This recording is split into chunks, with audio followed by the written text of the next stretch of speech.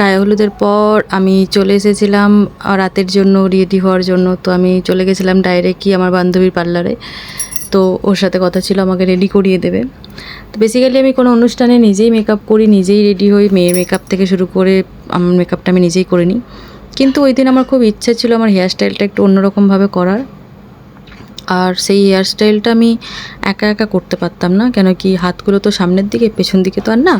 তো সেই জন্য হেয়ার স্টাইলটা আমি একা একা করে উঠতে পারতাম না। তো সেই কারণে আমার ওকে বলা ছিল যে অ্যাটলিস্ট এই একটা দিন আমাকে একটু রেডি করিয়ে দিও আর সাথে হেয়ার স্টাইলটা করিয়ে দিও। তো যাই হোক, সেটাই করছিল, মেকআপ করেছিল। আমি বলেছিলাম খুব লাইট মেকআপের মধ্যে মেকআপ রাখতে, যাতে খুব হেভি ভারী মেকআপ না হয়ে যায়।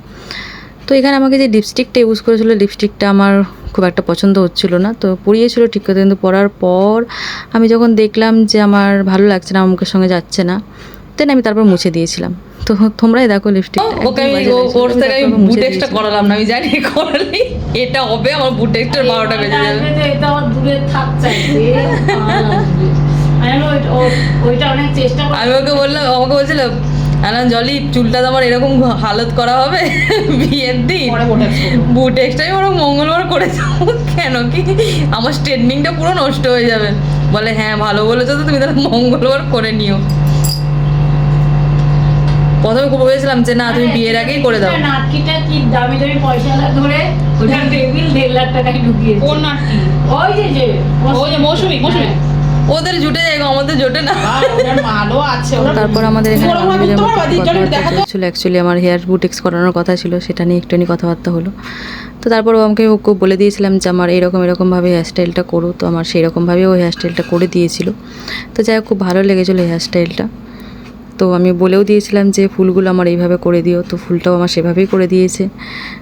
তো ওভারঅল আমার নিজেরই খুব ভালো লেগেছিলো যে লাইট মেকআপের মধ্যে ভালো একটা, আমি চেয়েছিলাম যে ভারী একটা হেয়ার স্টাইল, তো সেটা আমার করে দিয়েছিল। মেকআপটা আমি ভারী কখনোই রাখতে চাইনি, তো মেকআপটা আমাকে লাইট মেকআপের মধ্যেই করে দিয়েছিল। যাই হোক, খুব ভালো লেগেছিলো। এবার তোমরাই বলো যে কেমন লাগছে মেকআপ অ্যান্ড হেয়ার স্টাইল।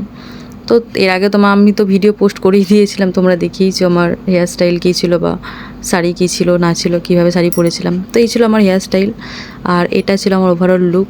বেশ, আমি বলেছিলাম যে আমাকে 8 পেউড়ে করে শাড়িটা পরিয়ে দিতে, তো 8 পেউড়ে করে শাড়িটা আমাকে পরিয়ে দিয়েছিল। এই ছিল।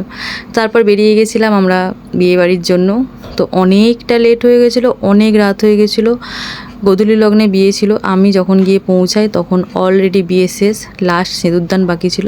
গিয়ে দেখলাম যে মালা বদল হয়ে যাওয়ার পর জাস্ট এটা ফটোশ্যুট করার জন্য মালা ধরে দাঁড়িয়েছিল। তো আমি ছোট্ট একটা ক্লিপ নিয়ে নিলাম।